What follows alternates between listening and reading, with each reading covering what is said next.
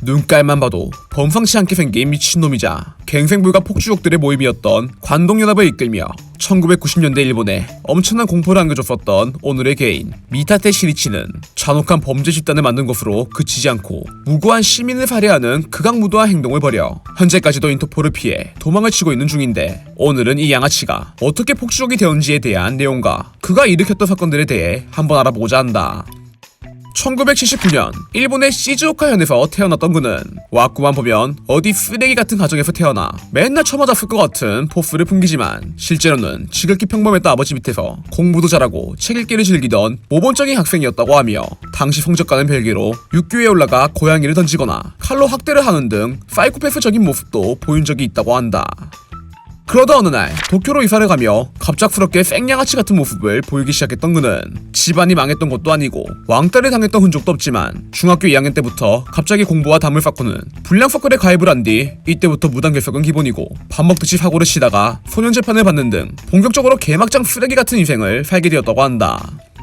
겨우겨우 중학교를 졸업한 뒤 당시 일본에서 유명했던 꼴통학교 에이후쿠 고등학교에 입학을 하게 되었는데, 학기 초부터 폭주족들과 어울려다니며 제대로 학교를 나오지 않는 바람에 결국 입학 2개월 만에 퇴학을 당하게 되어 이때부터 외길 오토바이 폭주 인생을 살아가며 부모님 가슴에 대못을 때려박게 되었다고 한다.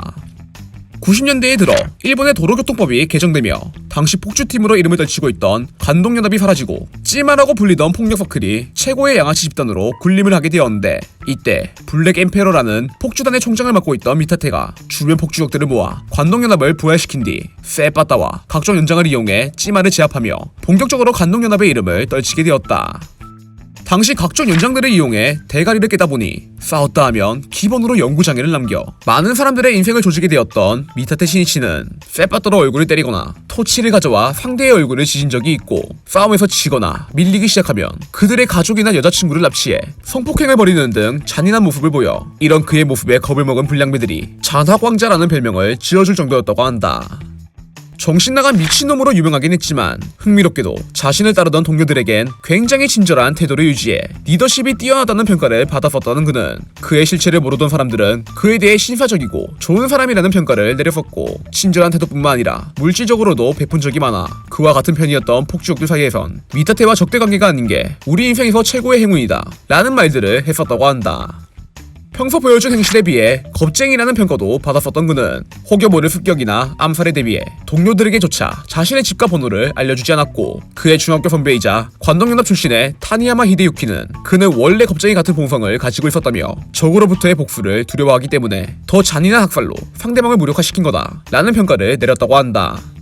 30까지 100억엔을 모으겠다 라고 떵떵거리며 각종 범죄 사업을 시작하게 되었던 그는 일반인들을 대상으로 사채와 사기를 저지른 결과 한 달에 3억엔이라는 엄청난 수익을 올리게 되었는데, 하지만 이후 금융법 개정으로 인해 사기를 칠 수 없게 되자 지금까지 벌었던 돈으로 주식을 시작했다가 주식판에 한 마리 개미가 되어 대가리가 깨진 뒤 엄청난 돈을 잃고 개 그지로 전락해 한때 동료들에게 도움을 받으며 기생충 마냥 생계를 유지했던 적이 있다고 한다. 그가 이끌던 관동연합엔 김강홍이라는 이름의 제일 한국인이 있었는데, 그는 140cm라는 미니미한 키를 가지고 있었지만 세지를 얼마나 했던지 관동연합 최강의 남자라고 불릴 정도로 엄청난 괴력을 가지고 있었고, 머리도 좋아 한국 음식을 수입하는 회사를 운영하며 성공한 사업가로서 연합에서 입지를 다진 덕분에 사업 돌대가리였던 미타테가 그를 굉장히 아껴 절친한 관계를 유지하게 되었다고 한다. 그러다 어느 날 부모님의 가게 일을 돕고 김강홍이 새벽이 되어 늦게 귀가를 하고 있었는데, 이때 야구 빠따로 무장한 개한들이 그를 찾아와 묻지도 따지지도 않고 집단 린치를 가하게 되었고, 이때 김강홍이 미안하다 제발 살려줘 라고 빌며 개한들에게 목숨을 구걸했지만 그의 얘기를 들은 척도 하지 않았던 개한들이 결국 그를 비참하게 죽게 만들어 절친의 충격적인 사망에 눈이 돌아간 미타테가 적대 세력이었던 기무라 형제를 용의자로 지목하며 조직원들과 함께 피해 복수를 준비하게 되었다. 그렇게 김강홍이 세상을 떠난 지 4년이 흘러 기무라 형제가 롯본기에 출몰했다는 소식을 듣게 돼 미타테가 곧장 빠따로 무장한 10명의 부하들을 롯본기에 위치한 클럽으로 보내게 되었는데, 이때 200명이 넘는 수많은 인파를 해치고 어떻게 기무라 형제를 발견해 부하들이 결국 사람을 죽이게 되었지만, 알고 보니 사망을 했던 피해자가 그냥 기무라 형제를 닮은 사람이었다는 게 밝혀져 이 일로 인해 관동연합이 경찰의 목표가 되어 본격적으로 나락으로 접어드는 계기가 되게 되었다. 야구 빠따를 이용한 살인사건이라는 점에서 관동연합을 조사하기 시작했던 경찰이 사건 발생 5일 후 관동연합 멤버들이 찍힌 CCTV 영상을 확보하게 되었고, 그렇게 살인 혐의로 관동연합의 간부들을 잡아넣은 뒤 이전부터 일으켜온 많은 사건들을 묶어 관동연합의 주축들을 사이좋게 보내버린 결과 그렇게 거대했던 관동연합이 점점 붕괴하기 시작해 2014년엔 사실상 해산을 하게 되었다고 한다.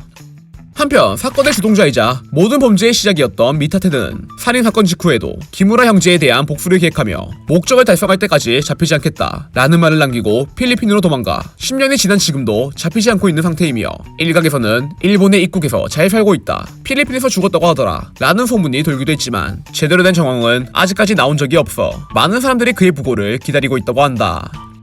평범한 집안에서 태어났지만 갑자기 양아치의 길에 빠져 잔혹한 범죄를 저질렀던 것은 물론 나이를 처먹고도 정신을 못 차려 아직까지도 도망을 치며 하루하루 불쌍한 인생을 살아가고 있는 오늘의 범죄자 미타테 시니치. 사실 지금까지 소개한 사건들보다 훨씬 더 충격적인 사건들이 많았는데 혹시나 잘못 언급했다가 유튜브 채널이 사라질 것 같아 오늘은 그냥 여기까지만 하고 마무리해야 될 것 같다.